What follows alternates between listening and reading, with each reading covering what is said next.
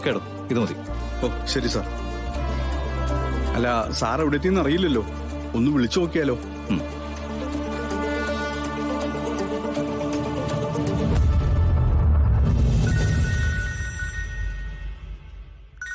ആ, നവീൻ വിളിക്കുന്നുണ്ടല്ലോ. Hello Naveen. Good morning sir.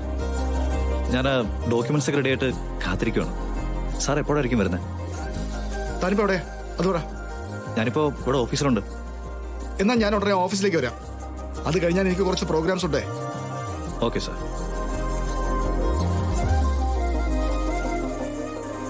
മോളെ, നമുക്ക് ആദ്യം ഒന്ന് നവീന്റെ ഓഫീസ് വരെ ഒന്ന് പോണം.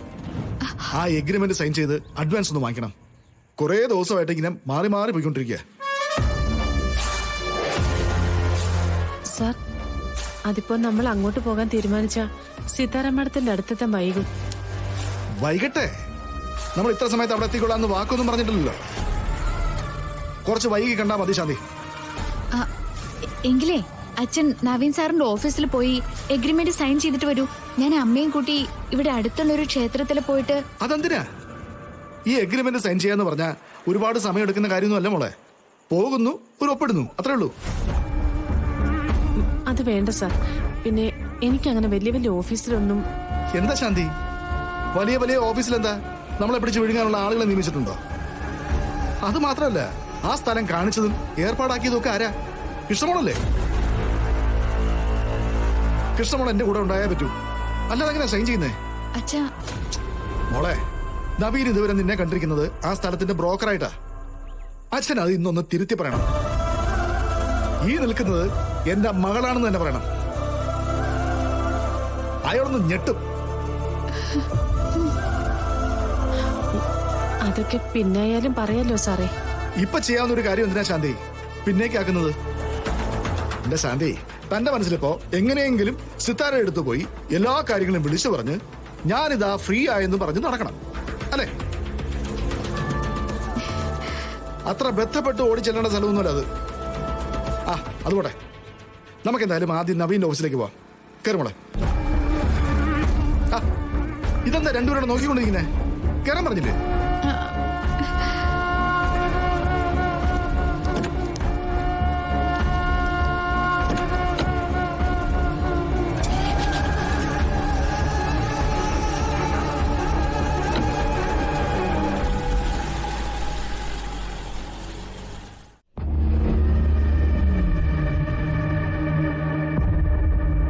മോളെ, ഇതാണ് നവീന്റെ ഓഫീസ്.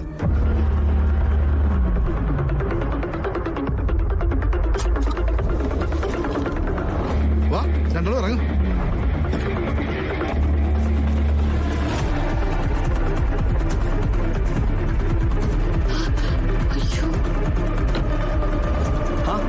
സാറേ,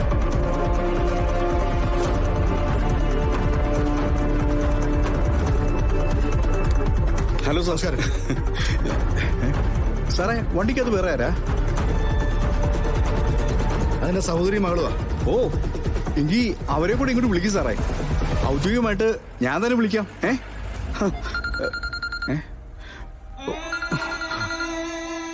ഹലോ സാർ. എടോ, അനിൻ സാർ എത്തിയില്ലേ? ആ, എത്തി സാർ. പിന്നെ താനെന്ത് ഇങ്ങോട്ട് കൂട്ടിക്കൊണ്ടുവരാത്തെ? അദ്ദേഹത്തെ കൊണ്ട് സൈൻ ചെയ്തതിന് ശേഷം എനിക്ക് പെട്ടെന്ന് ഇറങ്ങാനുള്ളതാ. ഇതാ വരുന്നു സാർ. സാറേ, നമുക്ക് അകത്തേക്ക് കയറാം. നവീൻ സാറിനെ ഇത് കഴിഞ്ഞിട്ട് വേറെ എവിടെ അത്യാവശ്യം പോകാനുണ്ട്. ആയിക്കോട്ടെ, ഞാൻ അവരെ ഒന്ന് വിളിച്ചോണ്ടിരാം. ഓ ശരി. എന്താ മോളെ നിങ്ങളിങ്ങനെ ഇറങ്ങാതിരിക്കുന്നത്? അതെ അച്ഛാ, അമ്മയ്ക്ക് നല്ല തലവേദന. ഞങ്ങൾ ഇവിടെ തന്നെ ഇരുന്നോളാം. അച്ഛൻ പോയിട്ട് വാ. എന്റെ മോളെ ഇവിടെ വരെ വന്നിട്ട് ജസ്റ്റ് ഒന്ന് അവിടെ വരെ കയറുന്നതിനെന്താ? ചെറിയൊരു വയ്യായികയുണ്ട്. സാർ ചെല്ലേ, നല്ല സമയം കളയണ്ട. ശരി, എന്നാ ഞാൻ ചെന്ന് ഒപ്പിട്ടിട്ട് നവീന്റെയും കൂട്ടി ഇങ്ങോട്ട് വരാം. അയാളൊന്ന് കാണണ്ടേ നിങ്ങൾക്ക്? ശരി മോളെ.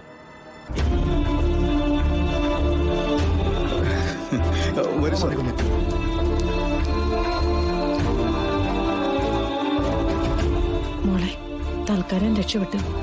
പക്ഷേ സാർ അകത്തുനിന്ന് വരുമ്പോ നവീനെയും കൂട്ടി വന്നാലോ? എന്ത് പരീക്ഷണ എന്റെ ഭഗവാനെ. നവീന്റെ കാര്യങ്ങള് എന്തെങ്കിലും അച്ഛൻ അറിഞ്ഞാലേ അച്ഛൻ കരുതില്ലേ പറ്റിക്കായിരുന്നു എന്ന്. എല്ലാം തുറന്നു പറഞ്ഞിട്ട് പറയാൻ ബാക്കിയായത് ഇത് മാത്രമാണ്.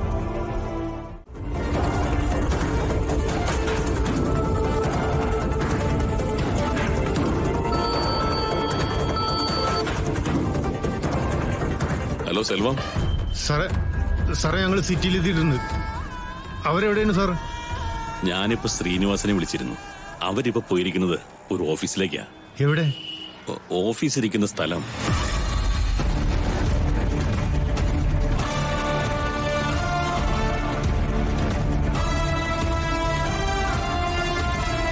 ആ മനസ്സിലായി സാർ.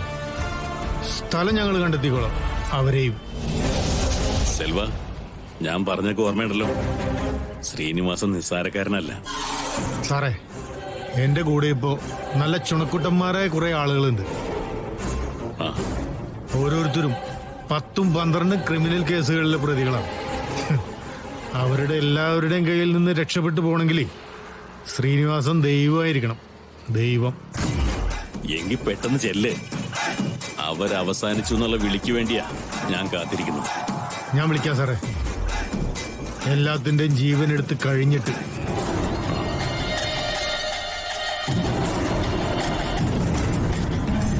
നമുക്ക് പുറപ്പെടാനുള്ള സമയമായി. കേറിക്കോ എല്ലാവരും.